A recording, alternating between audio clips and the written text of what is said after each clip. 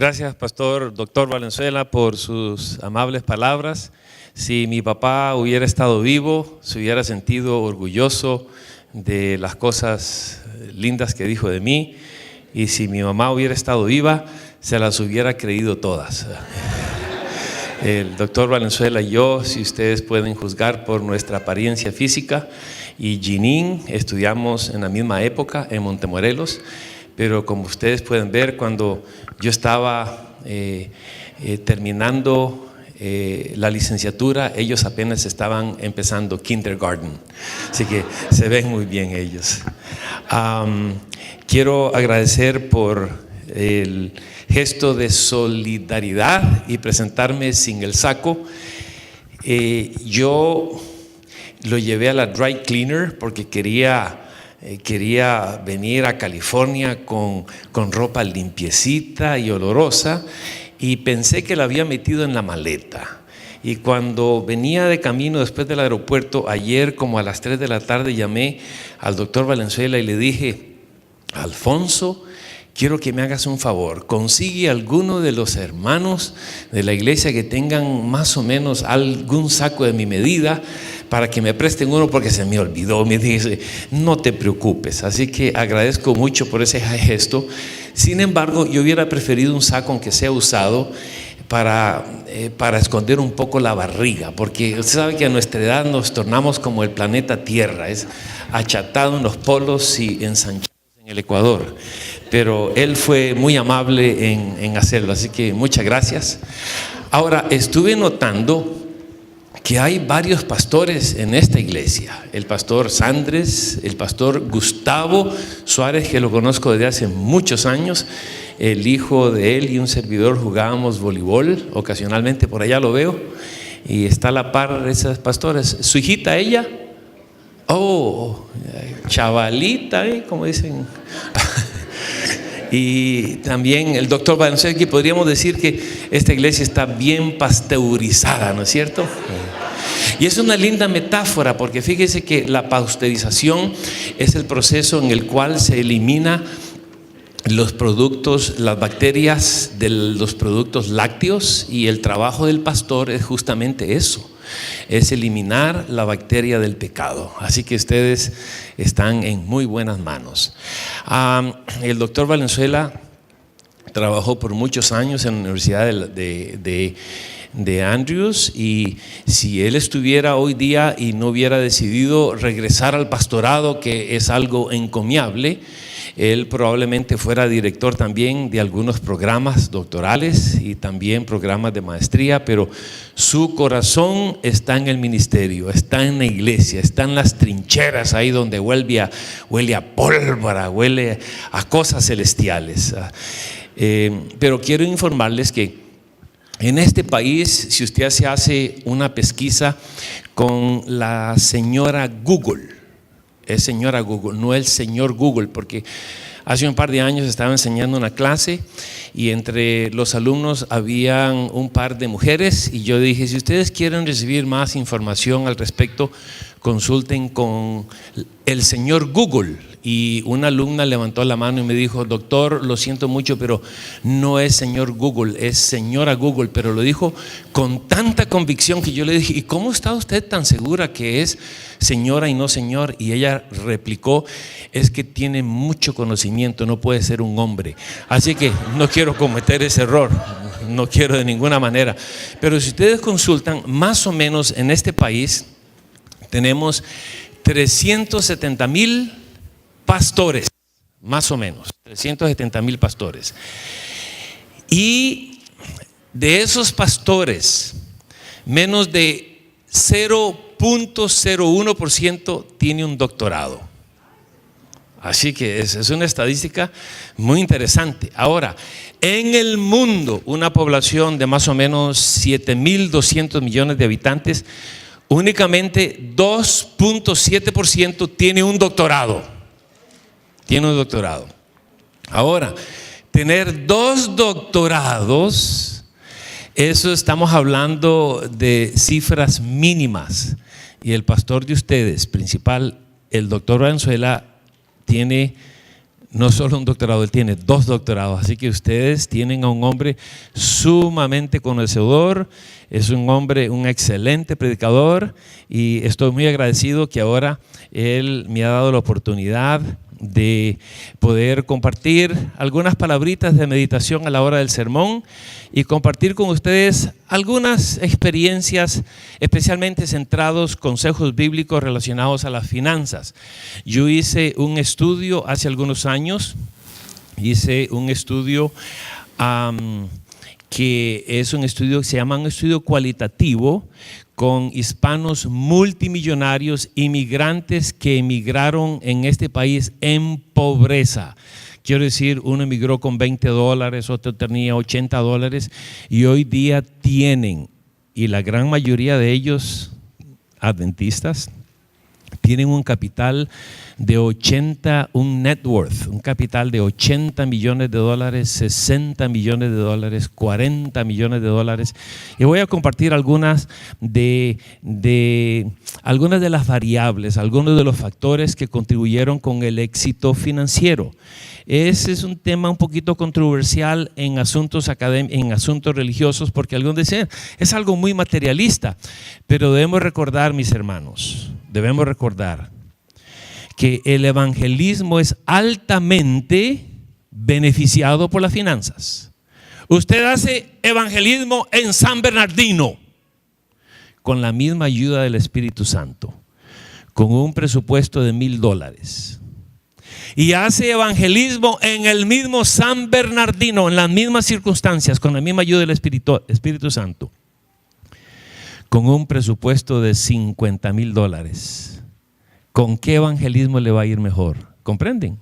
Así que vamos a hablar un poquito acerca de las finanzas, no para dar un carácter materialista, pero para hablar, nosotros debiéramos prosperar. Yo he visto a muchas personas hispanas y de otros grupos étnicos que han trabajado toda su vida y después se pensionan después de haber trabajado 40, 45, 50 años y no tienen ni siquiera los medios para poder recibir atención médica apropiada.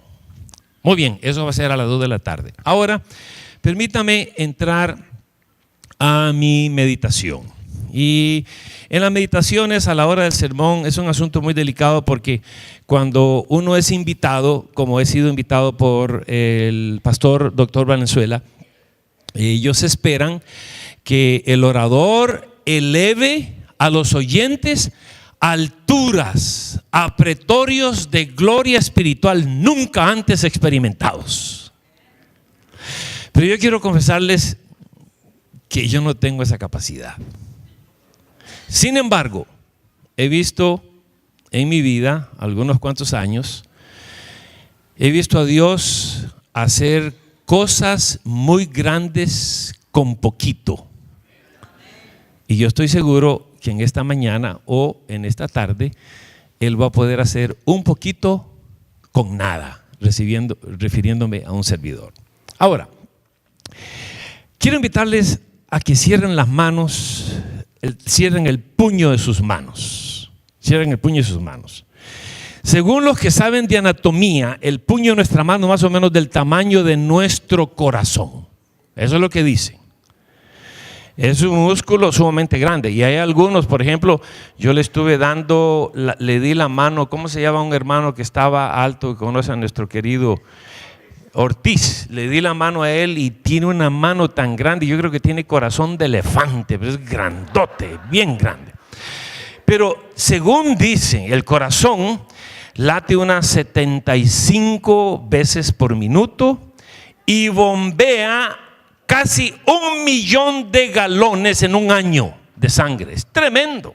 Además de eso, con la energía que ejerce en 12 horas, mueve un camión de 65 toneladas. Es un músculo maravilloso. Entonces Salomón dice, estoy hablando ahora de Proverbios 4:23, sobre toda cosa guarda tu corazón, porque de él emana la vida. El corazón es sumamente importante. Lo interesante del corazón en la Biblia, porque la Biblia en español, la palabra corazón se traduce como corazón. En inglés lo traducen como heart. Pero la palabra que utiliza en la Biblia es cardia. Cardia con K. Y la palabra cardia en la Biblia no solo hace alusión al corazón físico, ese músculo potentísimo que puede manejar o levantar de la tierra a un camión cisterna de 65 toneladas. Esa cardia, ese corazón también se aplica a la mente. Por eso escogí la lectura bíblica, que algunos dijeron, pero ¿por qué razón habrá escogido esa lectura bíblica tan negativa? Porque fíjese lo que dice, que del corazón de los hombres y de las mujeres salen los malos pensamientos, las fornicaciones, todas las cosas. No se está refiriendo a la cardia de nuestro corazón físico, se está refiriendo a la mente. A la mente. Y esa mente nuestra es, según dice Jeremías 17, dice que el corazón es engañoso y perverso más que todas las cosas. Y a veces nosotros creemos que estamos en lo cierto, pero en realidad estamos equivocados. ¿Comprenden? Entonces, Dios nos ha dado lo que la Biblia llama cardia. Hoy día nosotros le llamamos cerebro, le llamamos mente. Es una computadora, pero es una computadora genial. Instantáneamente llega a conclusiones y produce conocimiento. Yo sé que la gran mayoría de ustedes nunca me habían visto a mí. Y yo subí a la plataforma y dirán, ¿quién será ese viejo y decrépito?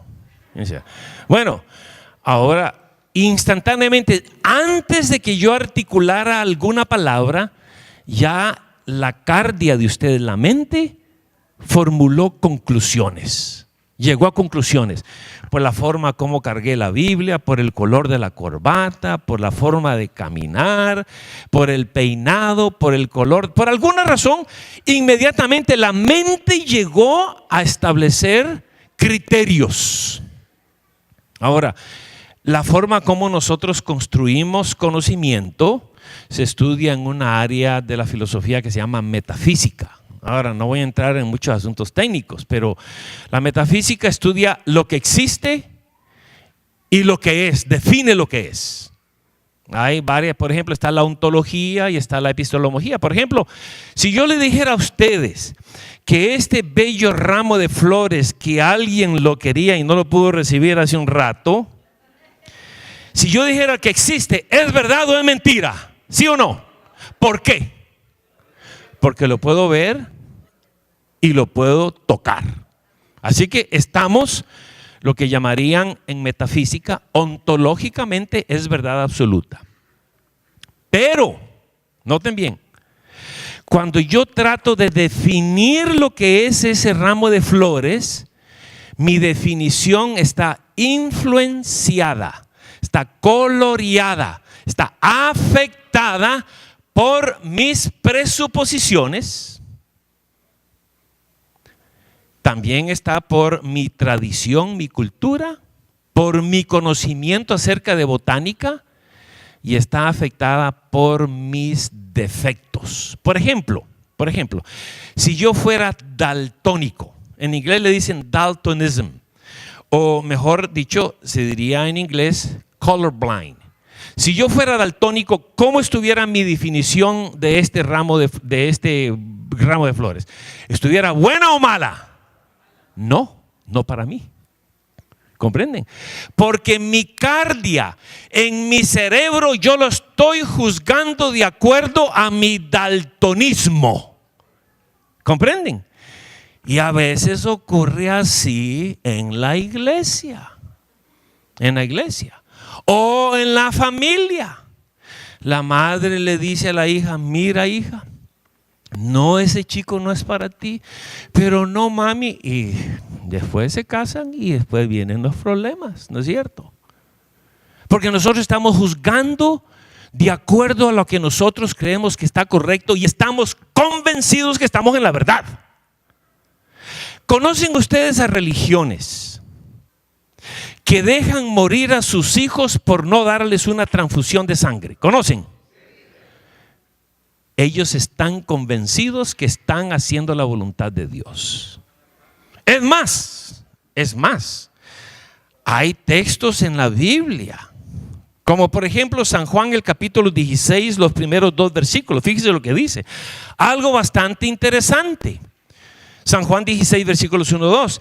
Estas cosas os he hablado para que no tengáis tropiezo. Y ahora dice, os expulsarán de las sinagogas y aún viene la hora cuando cualquiera que os mate pensará que está rindiendo servicio a Dios. ¿Cómo es posible? Si hay un mandamiento que dice no matarás, ¿cómo va a haber gente que piensa que está haciendo rendirse?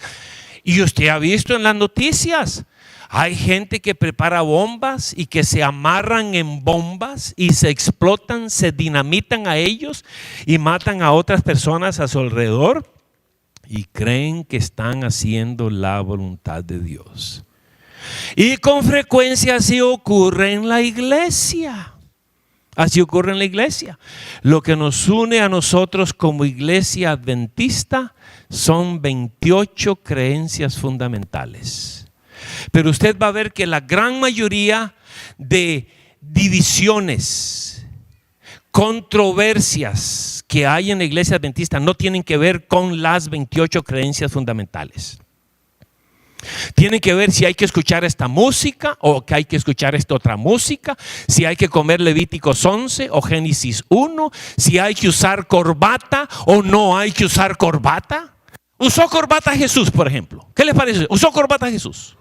¿Usaremos corbata en el cielo? La corbata la inventó en realidad una mujer que no quería que le llegara sangre al cerebro a los hombres porque corta la circulación. Es la realidad. Es la realidad. Pero yo he estado en iglesias donde si no se lleva corbata no te dejan subir a la plataforma. Es la realidad. Y el pastor ayer cuando hablé con él me dijo, no hay problema por el saco, pero corbata sí. Así que yo siempre traigo una 2, 3, 4 corbatas. ¿Por qué es? No por un asunto teológico, es por un asunto cultural.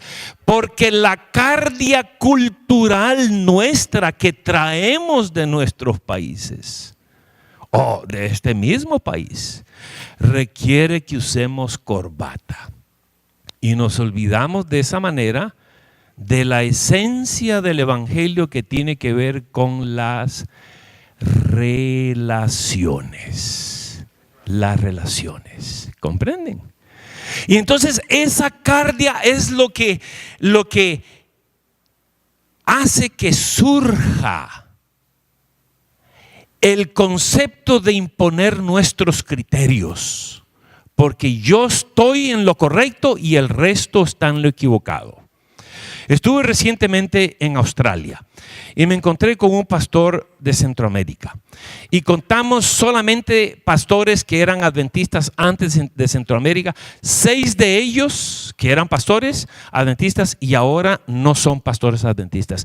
Ellos tienen sus propios ministerios porque ellos en su cardia piensan que tienen el evangelio inadulterado de Jesús y que el resto de la iglesia adventista está yéndose en apostasía. Y ponen videos en YouTube, en la internet y tienen sus propios sitios. Y eso sí dicen, envíanos los diezmos porque nosotros sí estamos en lo cierto. Envíennos las ofrendas. Un ministerio de ellos que reporta anualmente las ofrendas, el año pasado informó, en enero de este año informó que el año pasado había recibido $34 millones. Pero eso es un ministerio que informa cuánto recibe. La gran mayoría de esos ministerios no dicen cuánto han recibido, pero son personas Yo pienso, pecando del lado de la misericordia, que son sinceros. ¿No es cierto? Son sinceros. Que están juzgando con sus propias dantologías. ¿Qué dijiste? Dantólogo, una persona que están juzgando de acuerdo a sus propios criterios. Sin embargo, hay algunas personas que ellos buscan dinero y piden y piden y piden. Y es necesario porque el ministerio necesita de nuestras ofrendas. Esta iglesia bonita, es la primera vez que estoy, yo pienso, es la primera vez que estoy en esta iglesia, porque yo cada fin de semana viajo a un lugar diferente. No creo que había estado en esta iglesia.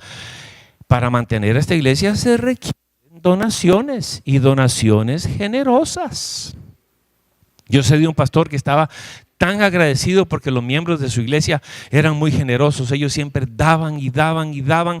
Y un día el pastor no pudo resistir y a la hora del sermón el sábado por mañana les dijo: miren, hermanos, ¿saben una cosa? Ustedes parecen de la tribu de Dan, porque ustedes siempre dan y dan y dan. Y al final, como siempre en toda iglesia, hay algunos de esos hermanos traviesos. Cuando él estaba despidiendo a la congregación, al final de la puerta, había un hermano de esos traviesos, probablemente de Sonora. Y le dijo: ¿sabe una cosa, pastor? Y usted parece de la tribu de Isaacar, porque va a sacar y sacar y sacar todo el tiempo. Hay que dar para recibir, ¿no es cierto? Es necesario. Y estos ministerios, pero ellos te dicen: nosotros, ustedes, al darnos las ofrendas, sí le están dando al verdadero evangelio. El corazón es engañoso y perverso más que todas las cosas. Entonces lo que ocurre con el corazón, la mente cardia, es algo similar con lo que ocurre con el corazón físico. Y ustedes saben que uno de los problemas que tenemos nosotros con el corazón físico es que a veces las arterias que alimentan el corazón se obliteran, se tapan. Y a algunos hay que hacerle un bypass, 2 bypasses y el diablo se encarga de alimentar ahora nuestra mente, nuestra cardia, se encarga de alimentarlo con cosas que tapan nuestro corazón. Y yo he tenido miembros que dicen: ay, pastor, mira, leí esto en la internet, escuche este casete. Y son personas, el diablo se preocupa para cargar nuestro corazón. Es más, usted va a ver con claridad, toda esa gente que usted ve los DVDs en YouTube, la internet, los casetes que usted escucha, que critican. Yo estuve recientemente en Suiza, porque esta escuela de laicos está en Suiza, está en Bélgica, está en Francia, en Australia, está en Brasil. En 2 semanas voy a estar en Brasil. La próxima semana tenemos una graduación en Miami. La otra voy a estar en Cúcuta, Colombia. Bien calientito. Así que cada semana vamos a algún lugar. Pueden visitarnos en Facebook. Facebook es algo que muy poca gente conoce hoy día, pero es una tecnología moderna. Seminario Adventista Laico. Y en realidad hay esas personas critican. Yo estuve Andrews, la Universidad de Andrews está en apostasía. Nunca han conversado con ningún líder de Andrews. Nunca. Y esa gente entonces lo que hace es criticar a otros sin seguir el mandato de Jesús. Si tu hermano peca contra ti, ve y habla con él y ora con él. Y si no te escuchara, trae algún anciano de la iglesia o 2. No han seguido ese proceso. ¿Comprenden? Por la razón y eso es lo que por esa razón yo cuestiono algunos de esos ministerios que no son sinceros. Porque si fueran sinceros tratarían de rescatar a aquel hermano del pecado, pero al no hablar y entonces publicar y poner en los medios de comunicación masiva asuntos que no son comprobados o aunque fueran ciertos, sin conversar con las personas afectadas, no están siguiendo el procedimiento divino. Ahora, noten lo que dice San Mateo, el capítulo 13. Quizá vamos a ver primero Salmo 119. Salmo 19, unos 2-3 versículos más. Salmo 119.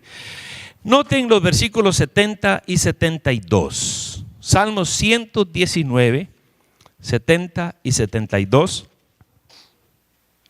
Dice el salmista: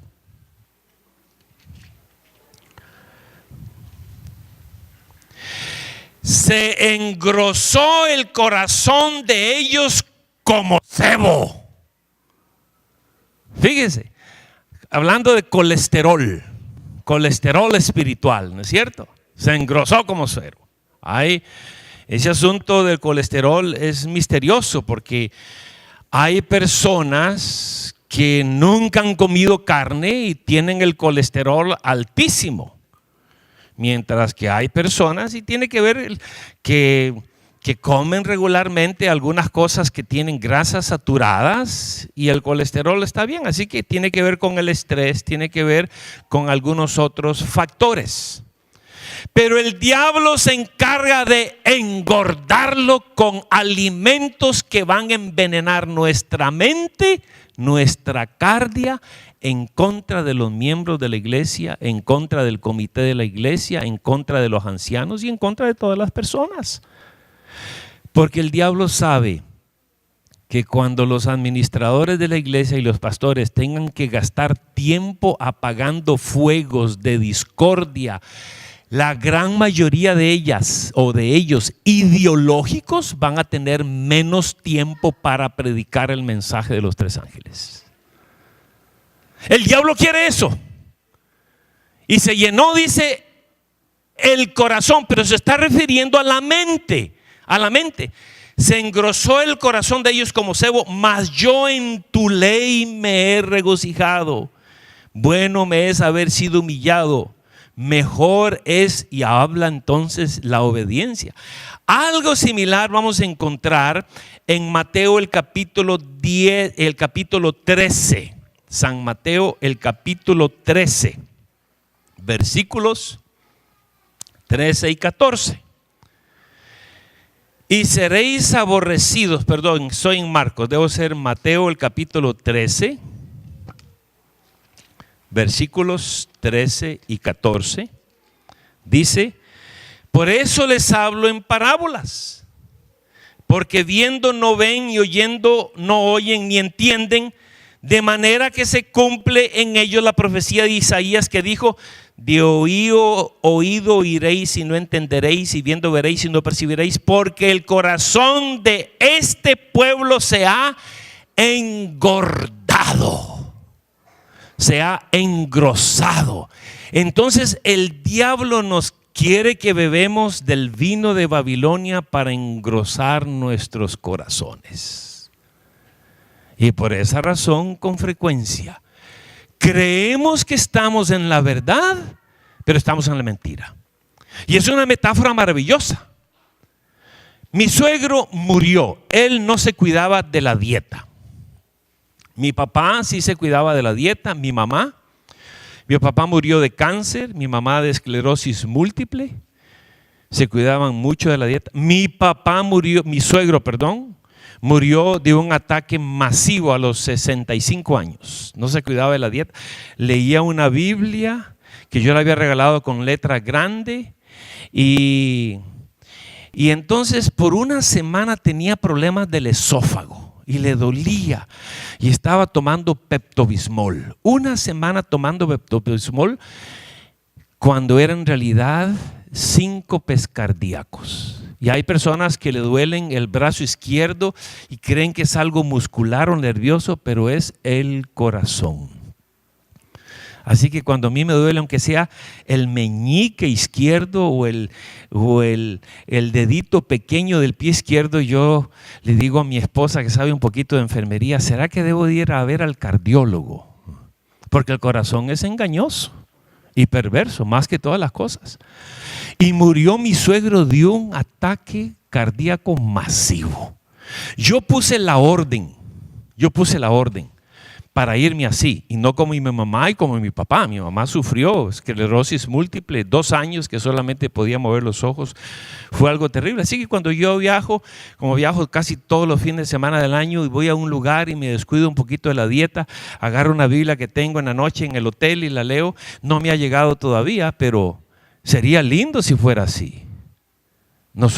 Pero lo que quiero decir es que el corazón es engañoso y también perverso.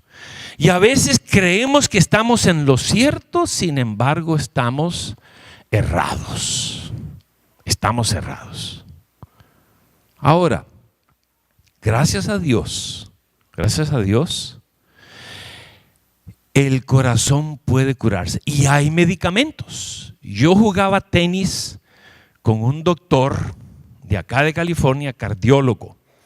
Ayer estuvimos, mi esposa y yo, mi esposa no pudo venir, originalmente iba a venir, pero a mi cuñado lo operaron de la rodilla, así que mi esposa decidió quedarse con él en Ventura, así que yo manejé un poquito más de 2 horas para llegar acá esta mañana.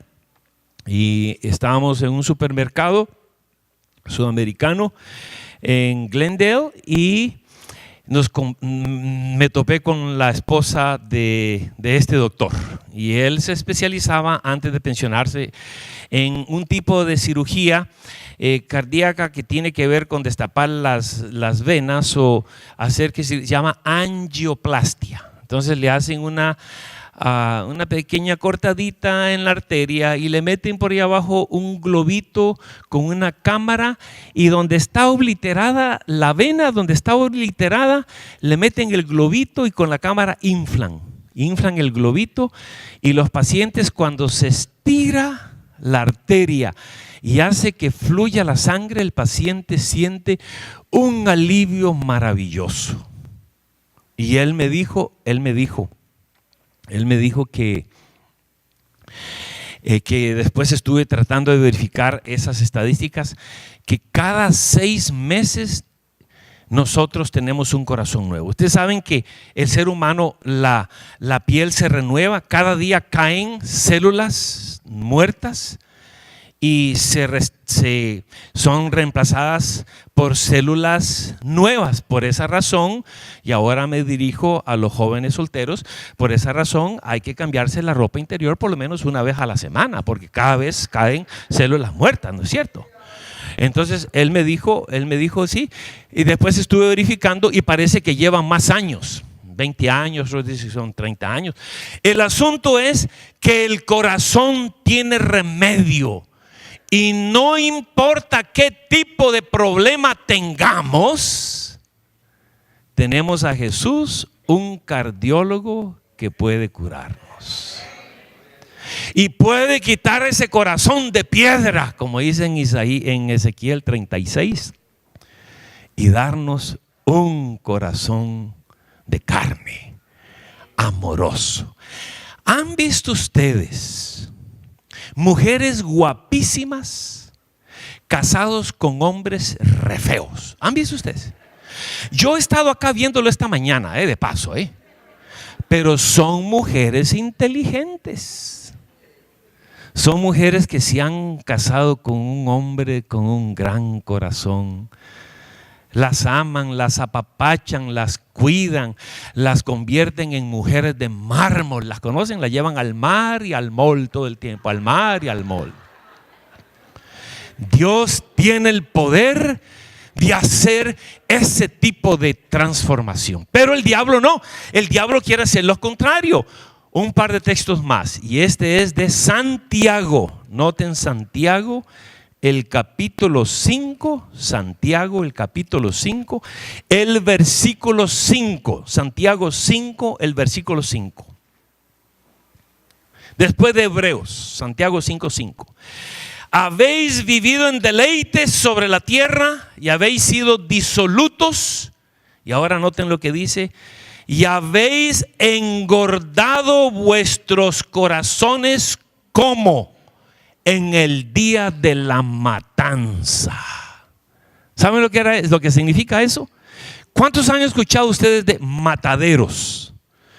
Los grandes mataderos más grandes en el país están en Kansas y en Texas. Yo estuve en uno, cada creo que 2-3 segundos matan una vaca, un ganado, un toro, lo que le llamen.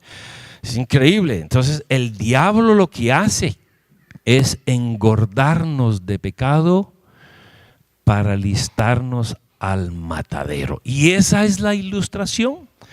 Yo fui criado, mis queridos hermanos y hermanas, literalmente en la selva.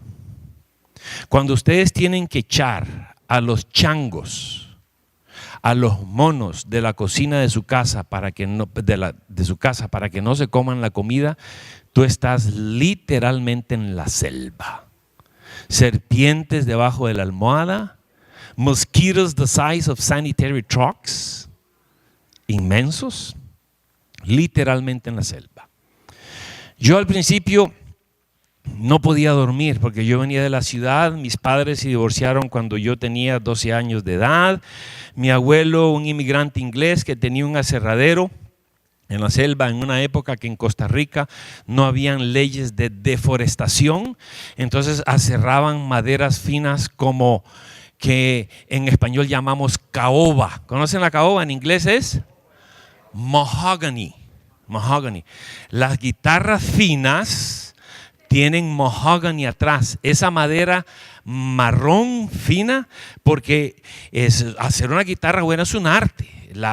El mahogany no permite que el sonido pase, mantiene el sonido, y la capa del frente de las guitarras es de pino, un pino blanco especial que lo que hace es transmitir las ondas sonoras. Así que él aserraba maderas finas y al principio yo no podía dormir.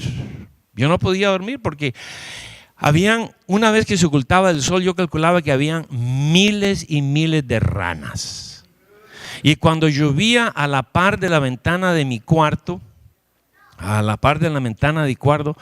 se formaba un charco, no muy grande el charco, pero yo calculaba que en ese charco se convocaban unas 100 ranas por lo menos. Y en una ocasión yo tomé una linterna y fui a ver cuántas ranas eran. Eran solamente 3. Chiquitas, cuando cantaban se les inflaba la garganta. Crac, crac, crac, crac, crac, crac. Y sonaban como que si fueran 100. Pasaron los años, después estudié con el doctor Valenzuela y otros amigos. Estudié para pastor en Montemorelos, fui pastor de iglesia. Y yo encontré que en cada iglesia siempre encontré 2 o 3 de esas ranitas. 2 o 3. Y yo creo que esta debe ser la excepción, pastor, por lo que yo veo acá. Y no les parece nada está bueno, porque en su cardia ellos están juzgando de acuerdo a sus propias construcciones epistemológicas, porque el construir conocimiento se estudia en un área que se llama epistemología.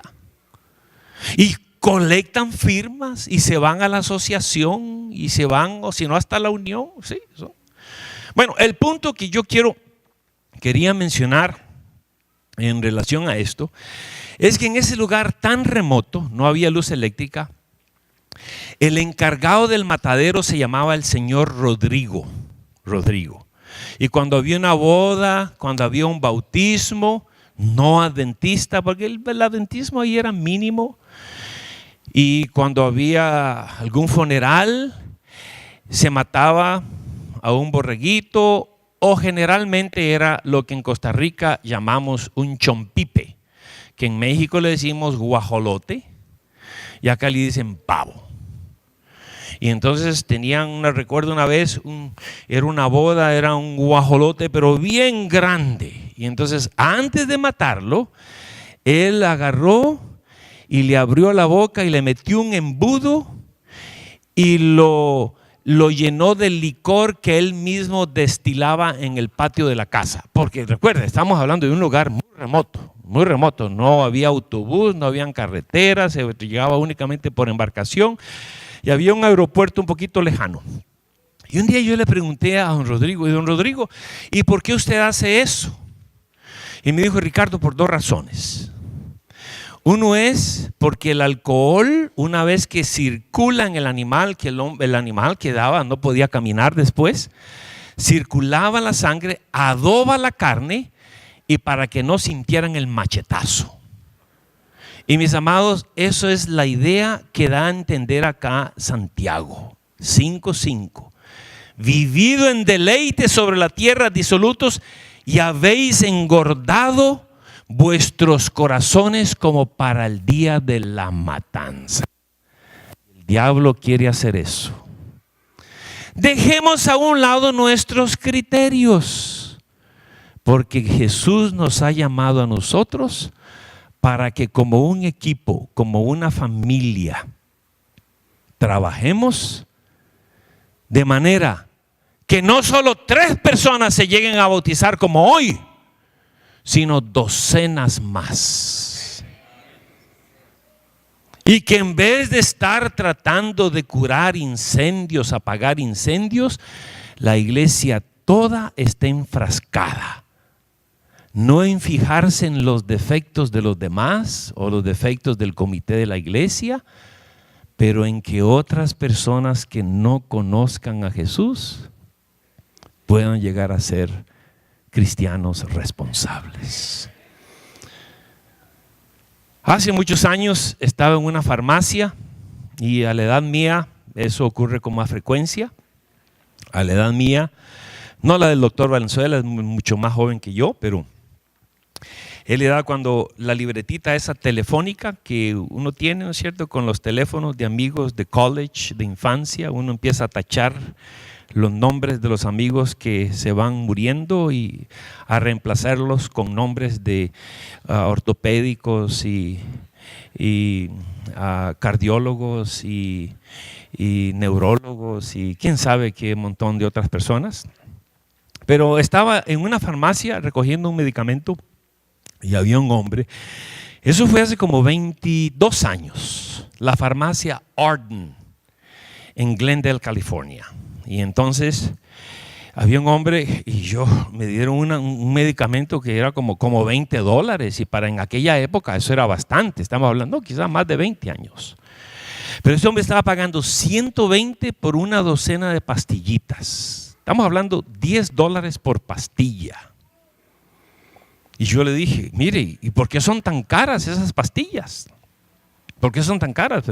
¿Que tienen diamante pulverizado o algo que es tan caro? No, me dice, es para que mi cuerpo no rechace el corazón. Le habían dado un corazón nuevo, un trasplante. Mis hermanos, estamos hablando de nuestra mente.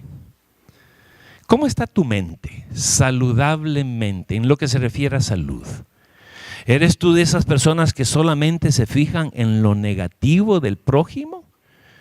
¿Los hijos se esmeran para hacer lo mejor y solamente se fijan en lo negativo?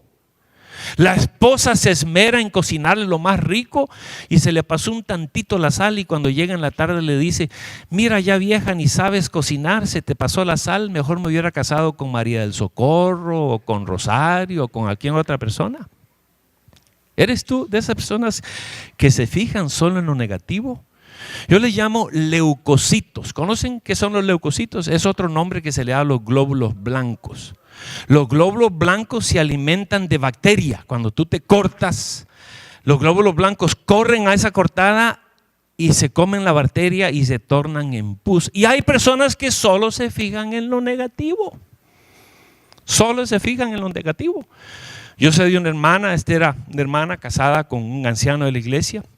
La hermana sufría mucho porque en la iglesia este hombre oraba muy lindo y predicaba muy lindo, pero en la casa era terrible. Sufrían mucho los hijos y en una ocasión estaba orando con su niñita de 4 años y entonces en la oración Ella oró: Señor, yo te pido que ilumines a mi marido, por favor, ilumínalo. Pero la niñita de 4 años no entendía muy bien el español y le tiró la falda y le dijo en media oración: no, mami, no es ilumínalo, es elimínalo. Porque a veces es el significado que uno quisiera, ¿no es cierto? ¿Cómo eres tú? Mis hermanos, Jesús es nuestro mejor cardiólogo. Y si es necesario que necesitamos una angioplastia, o si es necesario que tengamos un trasplante completo, Él puede quitarnos ese corazón de piedra. Y nos dice: dame, hijo mío, tu corazón. ¿No quisieras tú darle tu corazón a Jesús? Y decirle: Señor, no es perfecto, porque no hay nadie que es perfecto. Pablo no pensaba que había alcanzado la perfección, pero procedía.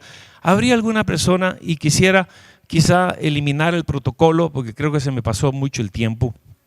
Yo quisiera invitar a aquellas personas con oración final que quisieran decirle al Señor: Señor, cambia mi corazón, mejóralo.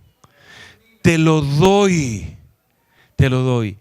Si usted tienes ese deseo, ponte en pie. Dame un corazón nuevo, transfórmalo a tu imagen. Quita toda impureza, de manera que yo busque la unidad, que busque lo positivo, que sea altruista, que sea benigno. Vamos a orar. Durante esta oración quisiera, si tú deseas darle tu corazón a Jesús, porque te has puesto en pie únicamente porque otras personas lo hicieron, y si tú de veras deseas entregarle tu corazón a Jesús, yo te pido que cierres el puño de tu mano derecha, simbolizando el corazón tuyo, tu mente, y decirle: Padre bondadoso, gracias por Jesús, nuestro gran cardiólogo. Te pido que tomes mi corazón y lo transformes al corazón de Jesús. Que quites toda impureza. Que veles porque la alimentación que reciba sea aquella alimentación que nutra nuestras familias, nuestras iglesias, de manera que las personas de la comunidad puedan alimentarse también de ese alimento saludable. Te pedimos, oh Dios, que lo transformes, que quites ese corazón de piedra y lo llenes de amor. Una bendición especial por cada una de estas personas que se han puesto de pie, deseando que tú les transformes en su mente, en su corazón. Y pedimos una bendición especial sobre el doctor Valenzuela, sobre los pastores de esta iglesia y por cada líder de esta iglesia. En el nombre de Jesús, amén. Pueden tomar asiento.